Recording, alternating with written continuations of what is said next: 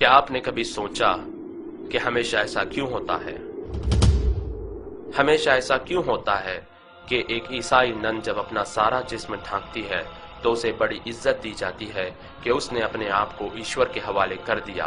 पर जब कोई मुसलमान औरत ऐसा करती है तो लोग कहते हैं कि वो जुल्म का शिकार है।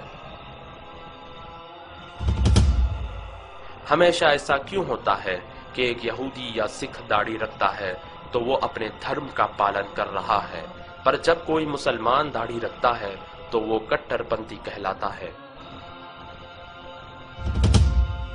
हमेशा ऐसा क्यों होता है कि जब कोई स्त्री घर पर सारा समय बिताती है, अपने बच्चों का ख्याल रखती है, तो वो बहुत बड़ा बलिदान दे रही है, पर जब कोई मुसलमान स्त्री ऐसा करती है तो लोग कहते हैं कि वो चार दीवारी में कैद है और उसे आज़ादी मिलनी चाहिए।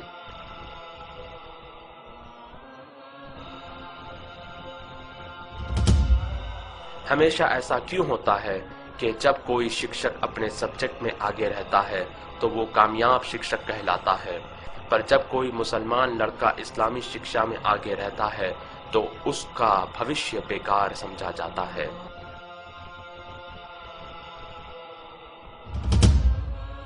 हमेशा ऐसा क्यों होता है कि जब कोई यहूदी या ईसाई किसी का खून करता है तो उसका धर्म नहीं बताया जाता, पर जब कोई मुसलमान किसी जुर्म में पकड़ा जाता है तो इस्लाम को बदनाम किया जाता है।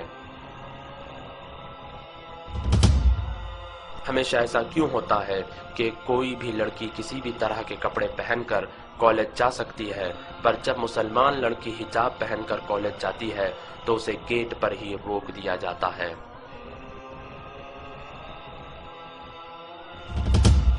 हमेशा ऐसा क्यों होता है कि जब कोई व्यक्ति अपनी जान पर खेलकर लोगों की जान बचाता है तो उसे बहादुर और वीर कहा जाता है, पर जब कोई फलस्तीनी नागरिक अपनी जान पर खेलकर अपने बच्चे को गोली लगने से बचाता है और अपने भाई का हाथ दुश्मनों के हाथों तोड़े जाने से बचाता है और अपनी माँ और बहन की इज्जत बचाने के लिए दुश्मनों से लड़ता है और अपने घर को आग लगाए जाने से बचाता है और अपनी मस्जिद की रक्षा करता है, तो उसे आतंकवादी कहा जाता है।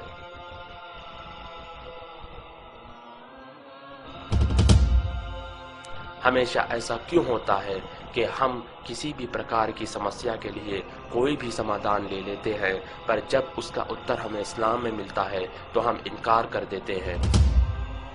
हमेशा ऐसा क्यों होता है कि जब कोई ड्राइवर बेहुदा अंदाज से कार चलाता है तो कोई कार को दोषी नहीं ठहराता, मगर जब कोई मुसलमान गलती करता है तो इस्लाम को दोषी ठहराया जाता है।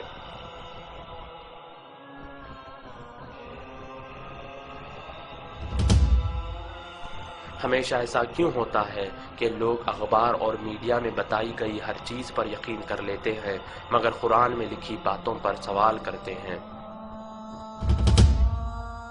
पर इन सारी चीजों के बावजूद आज पूरी दुनिया में सबसे तेजी से फैलने वाला धर्म इस्लाम है।